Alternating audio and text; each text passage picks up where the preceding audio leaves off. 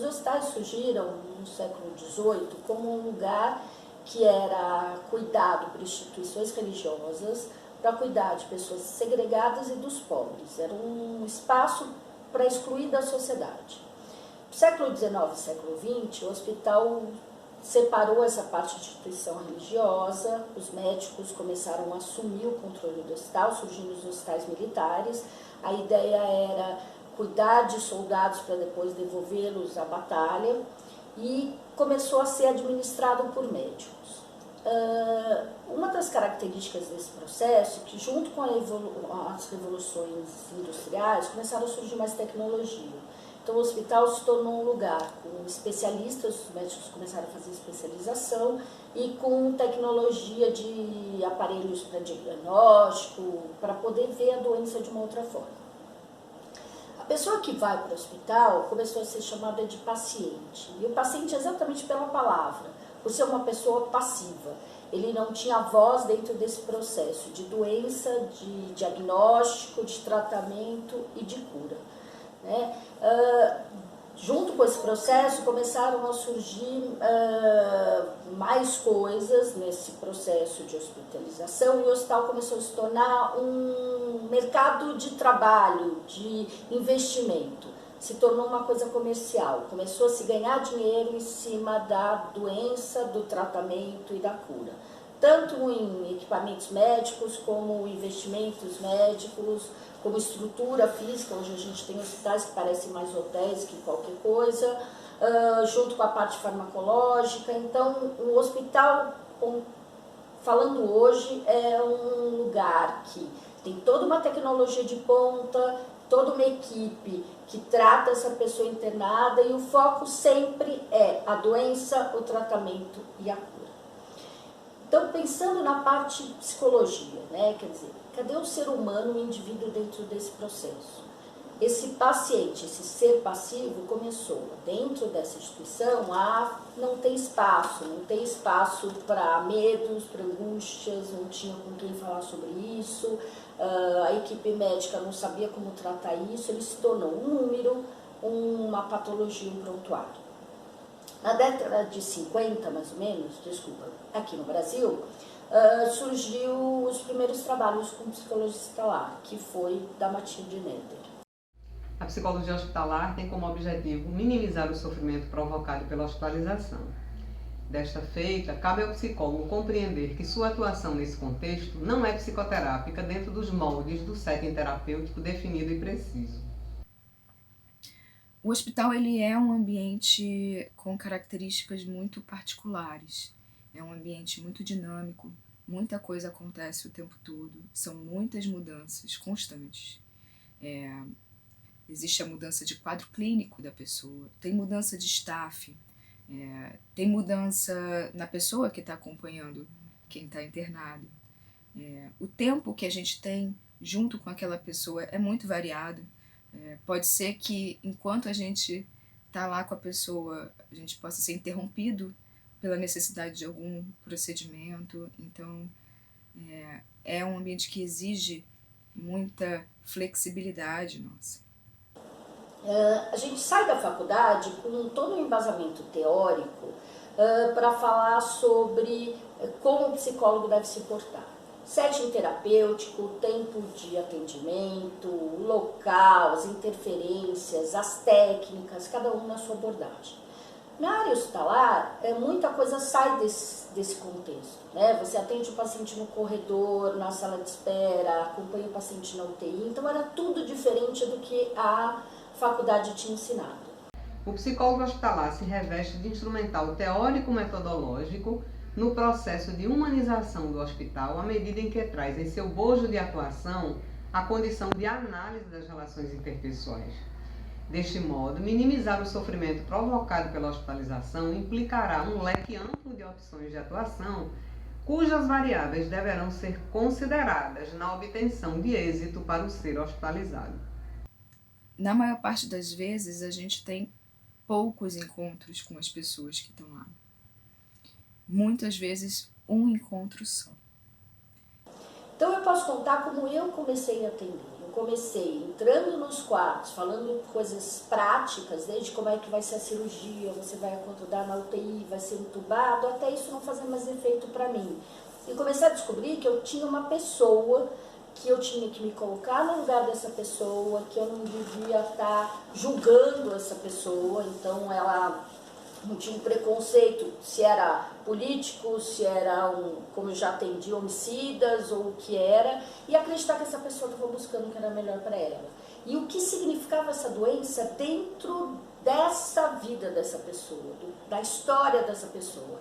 Eu não queria tratar um cardiopata, que o cardiopata é o perfil tipo A, que é mais estressado, que é uma pessoa controladora. Eu não queria protocolos. Tinham protocolos de todas as coisas dentro do hospital e eu acreditava que se eu estava tentando tirar essa pessoa da passividade, se ela era um indivíduo único, não teria como ter um protocolo de atendimento específico para cada um.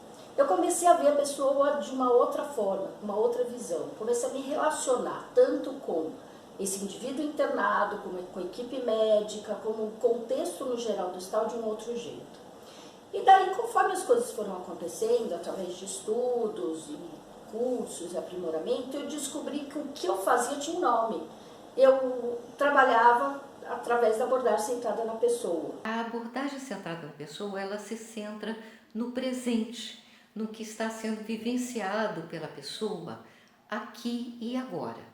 Nesse caso, a abordagem possibilita a pessoa internada expressar os seus sentimentos, as suas dúvidas, as suas ansiedades em relação à sua doença, aos seus tratamentos, ao que ela deixou lá fora do hospital, os familiares, o trabalho, os projetos que ficaram suspensos e também em relação à sua vida após a alta hospitalar.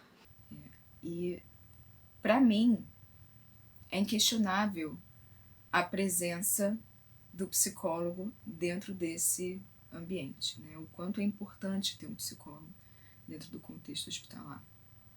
Porque é um ambiente desorganizador, é um ambiente que tira a pessoa da rotina dela, do dia a dia dela, e coloca essa pessoa numa condição de se submeter a procedimentos. Na hospitalização, o paciente passa pela despersonalização, deixando de ter nome, passando a ser um número de leito ou então algum portador de uma patologia.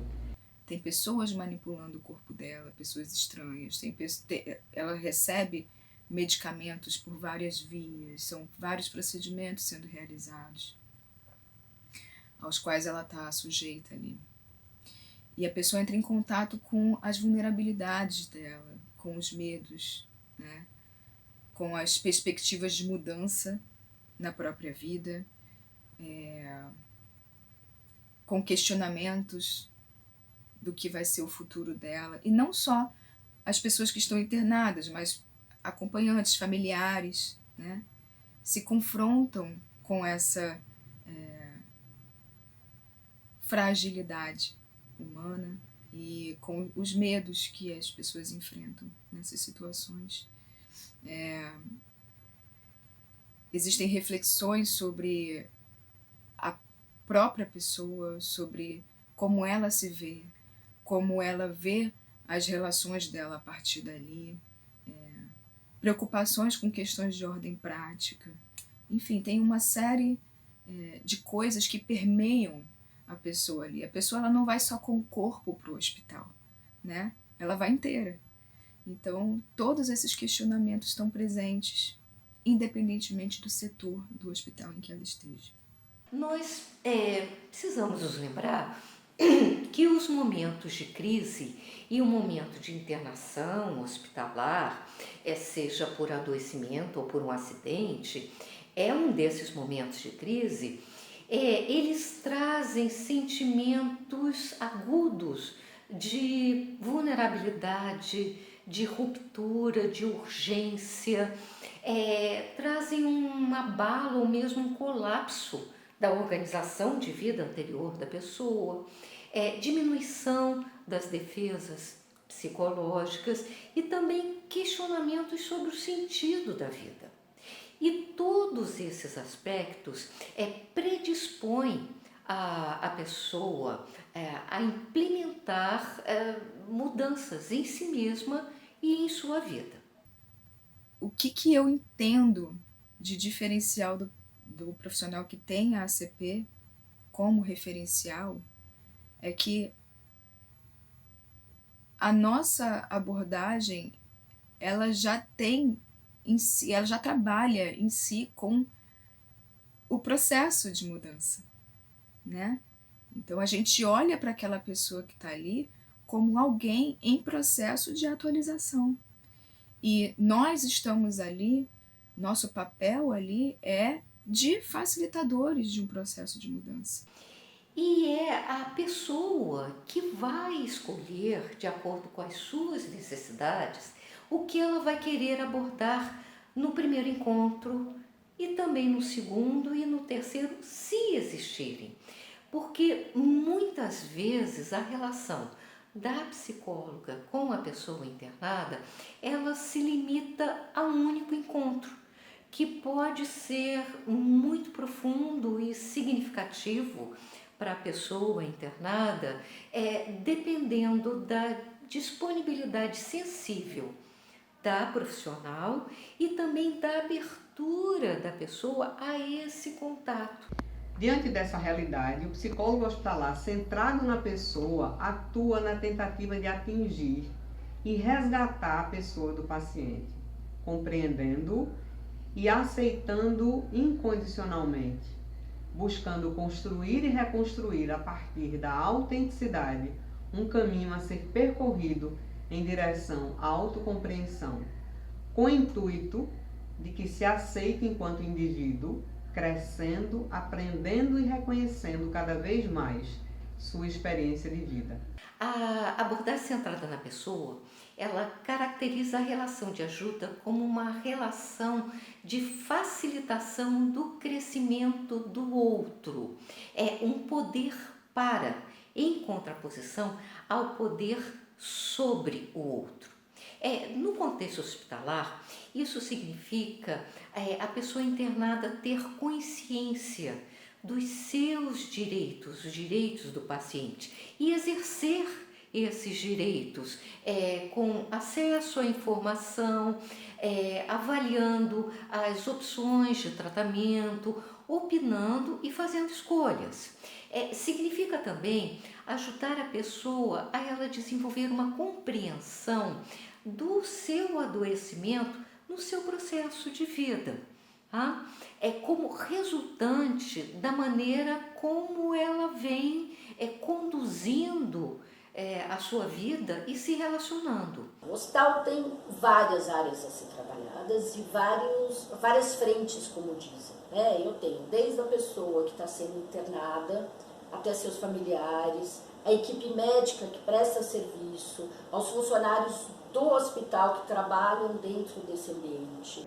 Na minha experiência dentro de hospitais públicos especializados, por exemplo, em doenças infecto-contagiosas, eu atuei por 2 anos dentro de uma UTI. Nesse sentido, a atuação do psicólogo é fazer intervenções junto à família, trabalhando com a equipe multiprofissional de saúde, médicos, enfermeiros, técnicos, nutricionistas, fisioterapeutas e assim sucessivamente, dependendo da necessidade dos usuários da UTI, e o próprio usuário, mas aqueles que estão hospitalizados na UTI e geralmente conscientes. Às vezes, a intervenção com usuários que estão inconscientes, mas por como é induzido pela própria equipe, que solicita suporte de um psicólogo para uma intervenção de estimulação neuronal.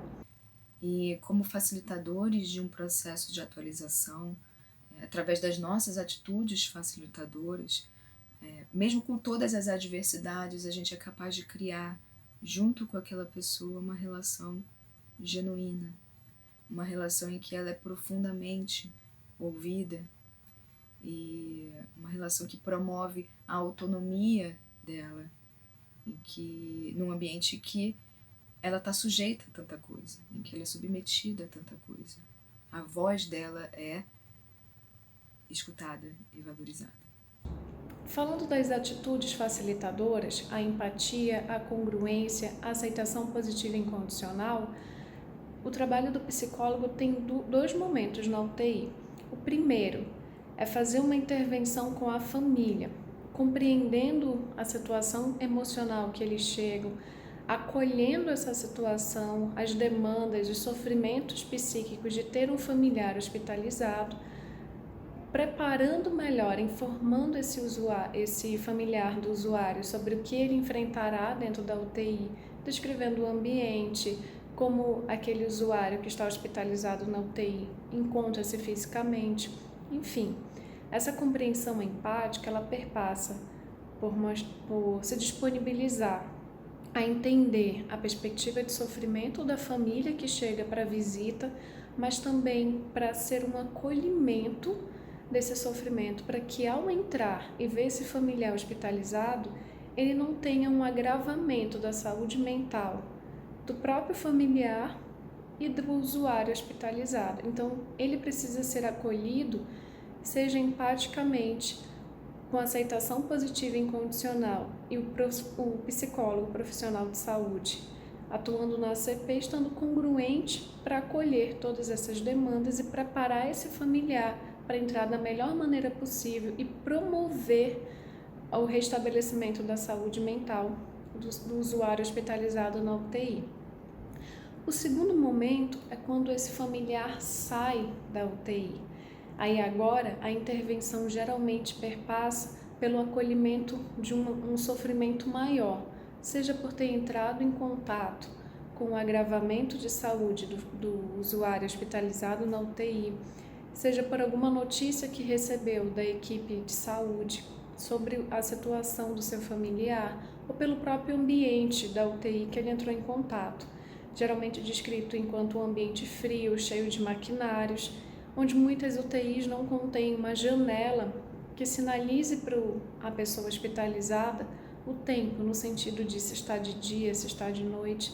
Então, todo esse processo costuma assustar os familiares.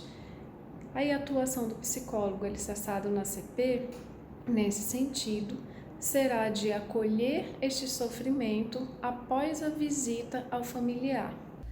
Diante do paciente hospitalizado, cabe ao psicólogo hospitalar centrado na pessoa compreendê-lo empaticamente a partir da escuta sensível de todo o sofrimento que a internação agudiza. A psicoterapia no hospital é breve, podendo ser o início de mudanças e oportunidades de atualizações e ressignificações. Desse modo, a doença ela faz parte daquela tendência construtiva, positiva, à evolução e à expansão de si mesmo, podendo se converter numa experiência de aprendizagem e de crescimento. Existe também a possibilidade de atuar com aqueles usuários que não têm mais, pela perspectiva da área da saúde, o que ser feito no sentido físico. O meu ponto forte ou fraco, para se dizer, a área que eu mais gosto dentro do âmbito hospitalar, e que é uma área recente, levando em consideração toda essa história de saúde, de medicina e do ser humano, é os cuidados paliativos. Para melhorar a qualidade dos últimos dias de vida, inclusive na área da psicologia, atender as necessidades psíquicas desse usuário. Muitas vezes isso perpassa pela despedida de alguém específico da família, pedidos de desculpa, de perdão, ou seja, resolver pendências da vida desse usuário. Nesse sentido, o psicólogo que trabalha na ACP, ele precisa ser facilitador desse processo de ressignificação de todos os valores do self do usuário. Ou seja, a pessoa ela é concebida com um poder pessoal que precisa ser respeitado. Apesar da UTI ter muita recuperação de saúde dos usuários, também tem falecimentos. Então, existe a possibilidade grande desse psicólogo que atua na UTI, pautado na abordagem centrada na pessoa, ele precisa também ser facilitador para o processo de vivência do luto dos familiares. Então, as condições facilitadoras são utilizadas agora para fazer com que esse familiar compreenda a situação que está sendo vivida e comece a elaborar o seu processo de luto. Um outro aspecto, uma outra forma de atuação é junto com os profissionais, através de um trabalho de grupo, sobretudo com médicos e com enfermeiros, que são os dois profissionais que lidam mais diretamente no dia a dia com os pacientes e seus familiares, e os que sofrem mais, né, com toda a vivência diária do sofrimento e dos limites, né, dos limites da vida, dos limites da própria atuação profissional deles.